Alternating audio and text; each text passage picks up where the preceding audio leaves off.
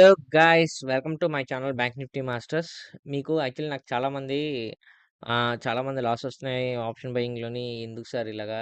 ఏంటి అసలా? ఇందులో మనం సక్సెస్ అవ్వలేమా అని చాలామంది అడుగుతున్నారు. సో, వాళ్ళందరి కోసం నేను స్పెషల్‌గా ఈ వీడియో చేయడం జరుగుతుంది. ఎస్పెషల్లీ ఆప్షన్ బయర్స్ ఎవరైతే ఉన్నారో వాళ్ళ కోసం స్పెషల్‌గా ఈ వీడియో చేస్తున్నాను. ఎందుకంటే మన క్యాపిటల్ 20,000 గాని, 30,000 గాని లేదా 50,000 గాని ఉన్నప్పుడు మనం ఆప్షన్ అండ్ ట్రేడింగ్‌లో మనం చేయాల్సింది ఏంటంటే ఆప్షన్ బయింగ్ ఒకటే. సో, ఆప్షన్ సెల్లింగ్ అనేది మనకి అబోవ్ 1,00,000 ఉంటే గాని మనం ఆప్షన్ సెల్లింగ్ అనేది చేయలేము.